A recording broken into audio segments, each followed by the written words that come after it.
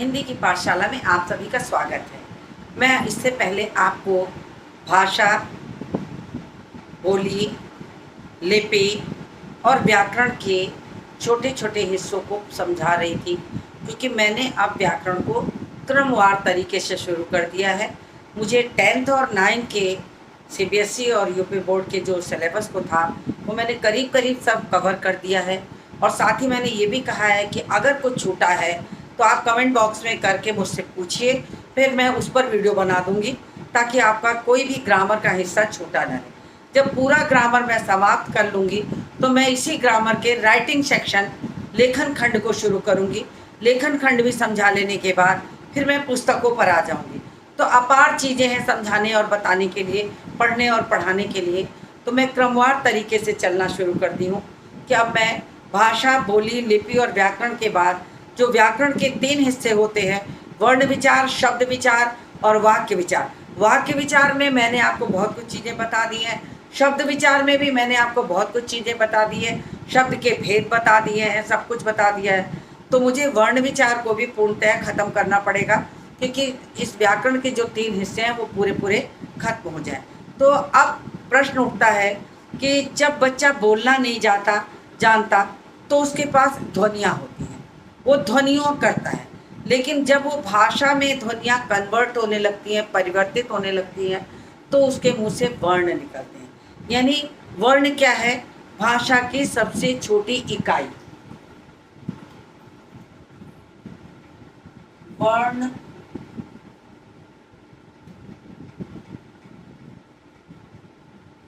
भाषा की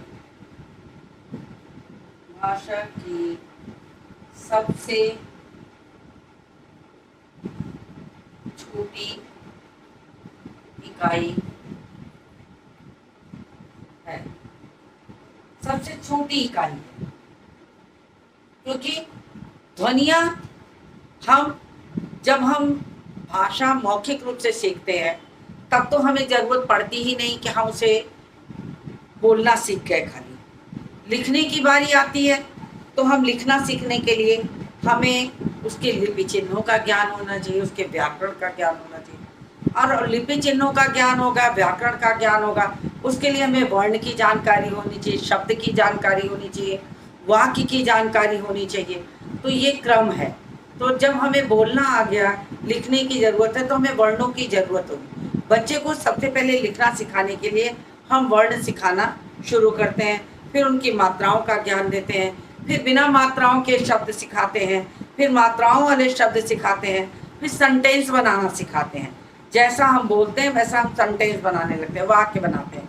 और धीरे धीरे क्या होता है कि फिर वो चीज़ें बच्चे को आने लगती हैं।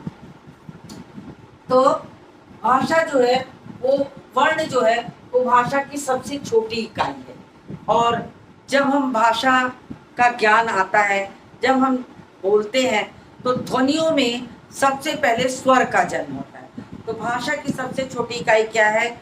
वर्ण है, जिसमें स्वर पहले आते हैं और व्यंजन बाद में आते हैं। जैसे कि हम अगर कोई ध्वनि बोलते हैं, मान लीजिए हमने कहा कमल, कमल, आम, पानी, ये शब्द बन गए हैं। लेकिन इसमें जो ध्वनियाँ आ रही हैं वो क, म और ल आ रहा है। तो हम ये पहचानेंगे कि ये क वर्ण है, ये मा वर्ण है, ये ला वर्ण है। तो हम तीनों को जब पहचानेंगे तब हम उसे जोड़कर सिखा पाएंगे या पढ़ पाएंगे। तो हम जब बच्चे को कमल लिखाते हैं तो हम उससे कहते हैं कि ऐसे बोलते हैं कमल, कमल। फिर बच्चा सीखता है कि कमल ऐसे बोला जाता है और ऐसे लिखा जाता है। लेकिन इसके लिए जानकारी सबसे पहले स्वर और व्यंजन की होनी चाहिए। बिना स्वर और व्यंजन के हम वर्णों का ज्ञान नहीं प्राप्त कर सकते। आपको उन्हीं स्वर और व्यंजन के कभी भी कोई आपसे पूछेगा कि वर्ण क्या है, तो आप कहेंगे कि भाषा की सबसे छोटी इकाई है। अगर हम बोलना सीखना चाहते हैं तो हमें वर्णों की जानकारी होनी चाहिए। तो बोलने में हम वर्ण कह के नहीं सिखाते कि हम का व्यंजन बोल रहे हैं, माँ बेटा आपको व्यंजन है, आम में आ स्वर है, ऐसे नहीं बोला। हम बोलना सिखा देते हैं। स्वर और व्यंजन का ज्ञान तब उसे देते हैं जब उसे लिखने की चीज़ें सीखनी होती हैं। और लिखने की चीज़ों में भी जब कक्षा 3 से व्याकरण शुरू हो जाता है तो हम उन व्याकरण में सिखाने लगते हैं कि बेटा इसे वर्ण कहते हैं। तो क्रमवार तरीका ये होता है कि हम कैसे उसे सिखाएं। तो ये हो गया, हम ऐसे लिखते हैं। अब किसी भी चीज को लिखेंगे तो हम ये मान लेंगे कि हमने इसमें 3 व्यंजनों का योग किया है। आम लिखा है तो आम, पानी लिखा है तो, लेकिन इनको वास्तविक जानकारी लेने के लिए हम क्या करेंगे, हमें वर्ण विच्छेद आना चाहिए। तो बच्चा जब ध्वनि सीखता है, छोटी ध्वनि, तो सबसे पहले स्वर आते हैं, क्योंकि स्वर बिना किसी मुख में किसी की सहायता के वो अपने आप निकलते हैं। आ ई उ ए ओ अन आ, कहीं कोई जरूरत नहीं है। लेकिन व्यंजन निकलेगा तो क ख ग घ अंगा, च छ ज झ इया, प फ ब भ म, ऐसे करके सारी चीजें देखिए, कहीं ओठ की जरूरत है, कहीं दांत की जरूरत है, कहीं सांस की जरूरत है, कहीं स श जीभ की जरूरत है, तालु की जरूरत है। अलग अलग जगह से ध्वनियां टकराती हैं और व्यंजन निकलते हैं। लेकिन स्वर में ऐसा कुछ है, एक ध्वन में आ ई उ सब निकलता चला जाएगा। तो बिना किसी की सहायता के स्वर जन्म लेते हैं और व्यंजन हमेशा स्वरों की सहायता से बोले जाते हैं। कई बार व्याकरण के अलग टॉपिक को पढ़ाने के समय भी मैं इन सब बातों को आपको बताती चलती हूँ, कि जहाँ कहीं भी जिसने भी जो वीडियो देखा है उसे ऐसा ना हो कि अधूरा सा ज्ञान लगे, कि ऐसा अधूरा ज्ञान है। तो उसे क्या होता है कि हम कमल लिखते हैं। लेकिन सबसे बड़ी बात, वर्ण की जानने के लिए वर्ण विच्छेद जानना जरूरी होता है।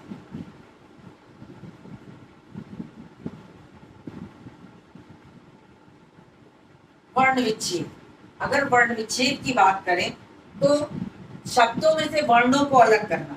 अगर हम क की बात करते हैं तो क प्लस अ जो है इज इक्वल क होता है। म प्लस अ इज इक्वल म, ल प्लस अ इज इक्वल ल। अब ये तीनों मिलके बन गए कमल। अगर इसका वर्ण विच्छेद करना होगा तो हमें ऐसे लिखना पड़ेगा, क धन अ धन म धन अ धन ल धन अ, और ये हो गया कमल। यानी हमने कमल का वर्ण विच्छेद कर दिया। अब आम का करना है तो देखिए, आ तो अपने आप स्वर है ही है, तो ये लगेगा नहीं। फिर माँ में लगेगा, तो ये जो हलंत लगाते हैं, ये हलंत आधे का ज्ञान देता है। और इसके साथ आ लगाए और फिर जाके ये बना आम। पानी, प प्लस आ प्लस न प्लस ई, पानी। तो इनको ऐसे वर्णों को अलग करना वर्ण विच्छेद कहलाता है। कभी आपसे पूछा जाए दिए गए शब्द को वर्ण विच्छेद के माध्यम से अलग करें, तो आप उसे ऐसे अलग करेंगे। वर्ण विच्छेद क्या है? शब्दों में स्वर और व्यंजन को अलग करना वर्ण विच्छेद है। स्वर और व्यंजन को अलग करना जो है वो वर्ण विच्छेद है। देखिए, क आ म आ ल आ कमल, तो हम पढ़ाते समय ऐसे नहीं कहते क अ म अ ल कमल, ऐसे हम पढ़ाते समय नहीं कहते, हम उसे कमल सिखाते हैं। जब हम वर्ण विच्छेद सिखाते हैं तब हम उसे ये चीज बताते हैं, तो इसे हम वर्ण विच्छेद कहते हैं। अब क्या होता है कि जब इतना आपको जानकारी मैंने दे दी, अब बारी आती है कि वर्ण कितने प्रकार के होते हैं। मैं इसको रब करती हूँ क्योंकि जगह नहीं है लिखने के लिए, तो मुझे हर हालत में रब करना होगा। आपको जहाँ लगे कि स्क्रीनशॉट की जरूरत है वहाँ आप स्क्रीनशॉट ले लिया करिए, या आप पढ़कर समझ सकते हैं तो उसकी कोई जरूरत नहीं है तो छोड़ दीजिए। तो वर्णों के भेद क्या होते हैं? वर्णों के भेद, वर्णों के भेद में है, वर्णों के 2 प्रकार होते हैं।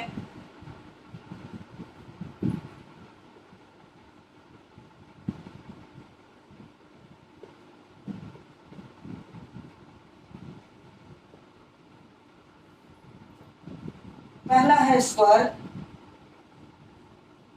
और दूसरा है व्यंजन। लेकिन इसको जानने के पहले स्वर और व्यंजन दो प्रकार होते हैं, ये जानने के साथ साथ आपको वर्णमाला भी जानना चाहिए कि वर्णमाला किसे कहते हैं।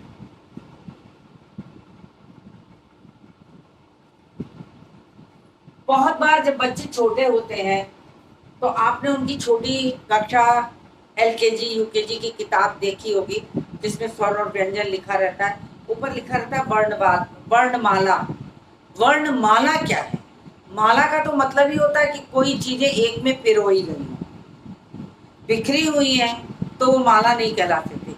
तमाम फूलों और मोतियों को लेकर हम एक धागे में पिरो दें तो वो माला हो जाती है। तो वर्णों की एक जब माला बन जाए, यानी वर्णों का व्यवस्थित क्रम जो है वो वर्णमाला कहलाता है।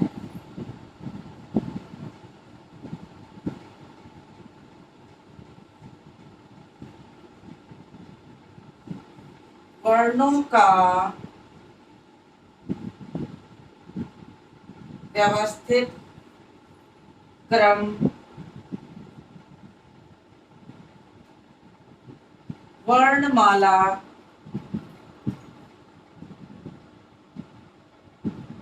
कहलाता है। वर्णों का एक व्यवस्थित क्रम है। जैसे आप चाहे आ ई इसी तरह आप लिखते चले जाइए, तो एक व्यवस्थित क्रम है। अब हम ऐसे नहीं लिख सकते कि ई को पहले लिख दें, ऊ को यहाँ लिख दें, आ को ऐसे लिख दें, तो ये व्यवस्थित क्रम नहीं हुआ, ये तरीका गलत है। तो हमें व्यवस्थित क्रम में जो क्रम बना हुआ है कि आ के बाद ई लिखेंगे, ई के बाद ऊ लिखेंगे, वही होना चाहिए। उसमें भी दीर्घ रूप और लघु रूप दोनों जानना चाहिए। तो ये वर्णमाला है, जो सही तरीके से पिरोया गया शब्द का समूह है।